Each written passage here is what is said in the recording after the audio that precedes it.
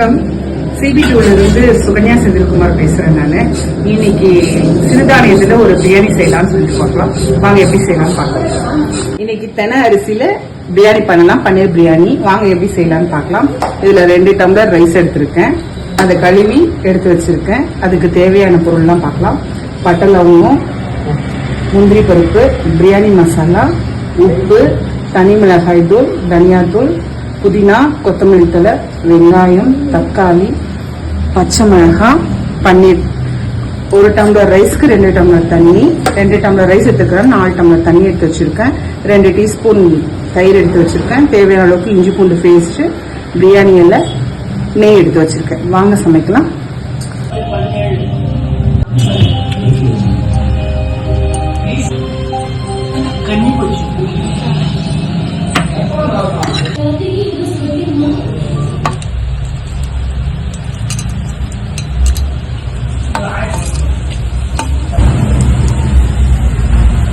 முந்திரி பருப்பு போட்டுக்கலாம்.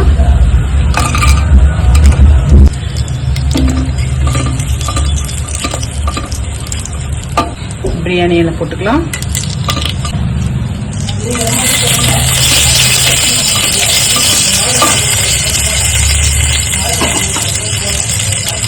புதினா, கொத்தமல்லி தழை, வெங்காயம் எல்லாத்தையும் ஒண்ணா சேர்த்துக்கலாம்.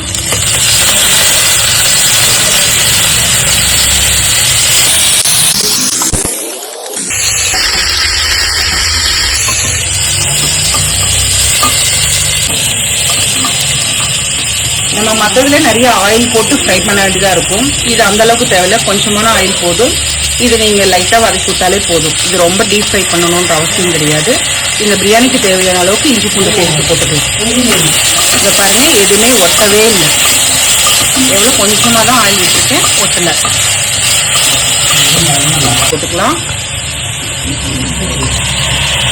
அதெல்லாம் எடுத்து வச்சிருக்கேன். இது எல்லாத்தையும் நம்ம ஒன்னா போட்டு கலந்துக்கலாம்.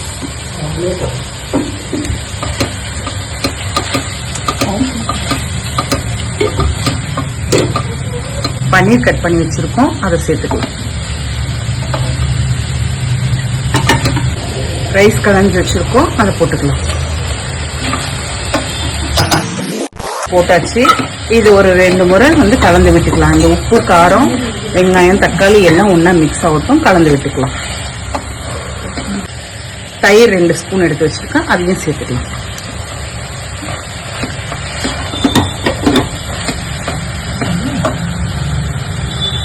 இப்போ 2 டம்ளர் அரிசி, தெனை அரிசி எடுத்திருக்கேன். 4 டம்ளர் தண்ணி ஊற்றி வச்சிருக்கேன், அதையும் போட்டுக்கலாம்.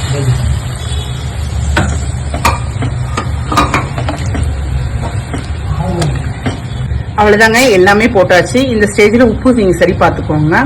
இது இந்தியாலே நம்பர் 1 ஃபர்ஸ்ட் குக்கருங்க. இது பெஸ்டா இருக்கும், நீங்க ட்ரை பண்ணி பாருங்க.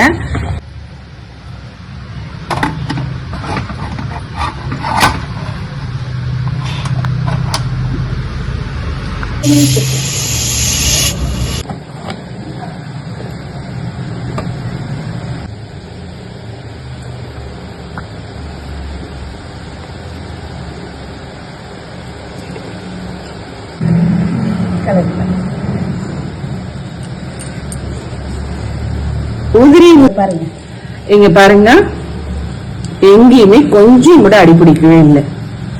சூப்பரான ஹெமியான டேஸ்டியான பிரியாணி ரெடி. வாங்கி நம்ம எல்லாரும் சேர்ந்து சாப்பிடலாம். நீங்க இதே போல உங்க வீட்டுல இந்த குக்கர் வாங்கி ட்ரை பண்ணி பாருங்க, சூப்பரா இருக்கும்.